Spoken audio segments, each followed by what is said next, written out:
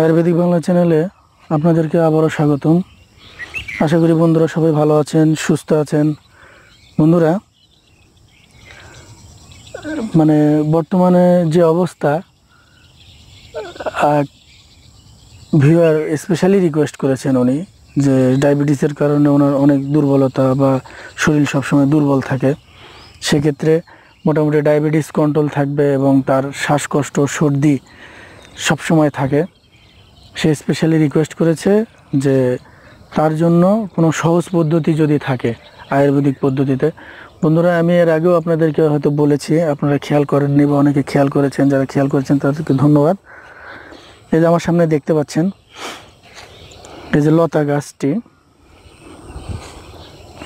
এই যে লতা গাছ, এর আগে আমি দিয়েছি জার্মানি লতা। আপনারা দেখতে পাচ্ছেন এই গাছটি অ্যাভেলেবেল, যেখানে সেখানেই আপনি পাবেন, অ্যাভেলেবেল।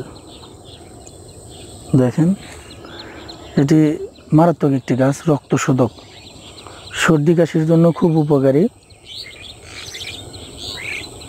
সর্দি কাশির জন্য মারাত্মক উপকারী। এই যে এখানে আশেপাশে অনেক রয়েছে, অনেক গাছ রয়েছে এরকম। বন্ধুরা, যাদের ডায়াবেটিসের সমস্যা, সর্দি কাশি সমস্যা বা ডায়াবেটিস কন্ট্রোলে আসতেছে না, তাদের জন্য আমি আর কি বলছি, বা ডায়াবেটিসের কারণে যে দুর্বলতা, সে দুর্বলতার কারণেও আমি বলছি, বা যাদের ডায়াবেটিস আছে, শ্বাসকষ্ট রয়েছে, তারা এই জার্মানি লতা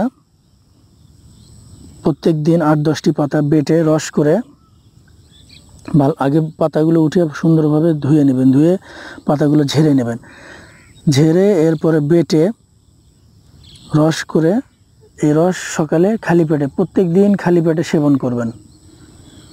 গাছটি একটু কড়া প্রকৃতির বা তিতো প্রকৃতির, গাছটি আপনারা সেবন করবেন। এবং ডায়াবেটিসের দুর্বলতার কারণে দেখা যায় যে দুর্বলতার কারণে অনেক খাওয়া দাওয়ার বিধিনিষেধ থাকে। সেক্ষেত্রে আমি আর একটি গাছ আপনাদেরকে দেখাচ্ছি। এর আগেও আমি আমার চ্যানেলে এই গাছটির ভিডিও আপনারা দেখেছেন হয়তো, বা যারা দেখেননি তারা অবশ্যই দেখে নেবেন। আমি জার্মানি লতার ভিডিও দিয়েছি, সেটাও আপনারা দেখে নেবেন। ডায়াবেটিসের কারণে যদি কোনো দুর্বলতা হয়, শরীর খুব দুর্বল, শক্তি পাচ্ছেন না বা ফুর্তি পাচ্ছেন না, সেক্ষেত্রে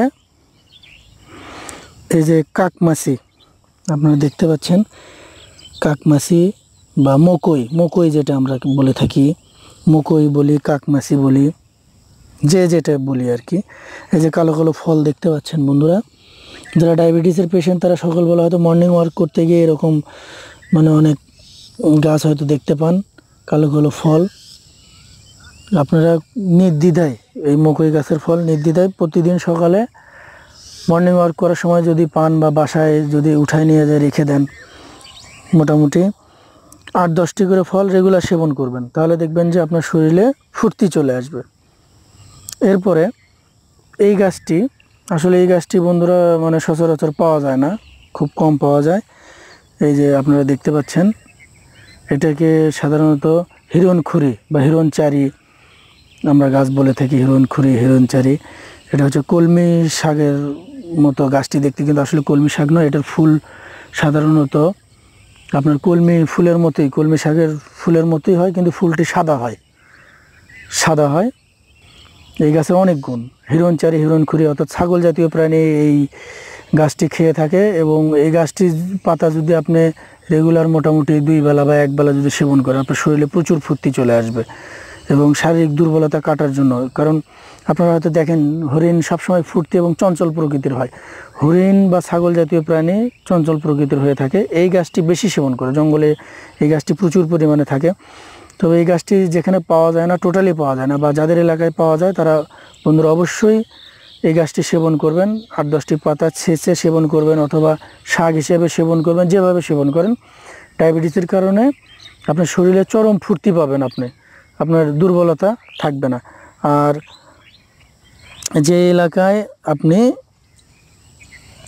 হিরণচারি বা হিরণখুরি গাছ পাবেন না, সেই এলাকায় দেখবেন যে এই মকই গাছ বা কাকমাছি গাছ পাওয়া যায় কিনা। যদি কাকমাছি গাছ পাওয়া যায় বন্ধুরা, আপনারা এই কাকমাছি গাছের এই ফল, কালো কালো ফল আপনারা এই যে দেখতে পাচ্ছেন, অনেক সুন্দর একটি ফল এবং অনেক মানে সুস্বাদু। এই ফল এই পেকে টসটসা হয়ে আছে। এই ফল উঠাবেন, এই ফল উঠিয়ে সেবন করবেন। অনেক শক্তিশালী, কোনো কিছু দেখার দরকার নেই, হাত দিয়ে মুছে সেবন করে ফেলবেন। খুব শক্তিশালী এবং তন্দুরুস্ত রাখে শরীর, এবং খুব শক্তিশালী বলতে মানে বিশেষ করে যারা পুরুষ, তাদের অন্য অন্য দুর্বলতা থাকলেও এই কাকমাছির ফল যদি সেবন করে তাহলে দেখবেন যে তার শরীর অনেকটাই সুস্থ থাকে। আশা করি বন্ধুরা ভালো থাকবেন, সুস্থ থাকবেন। ধন্যবাদ।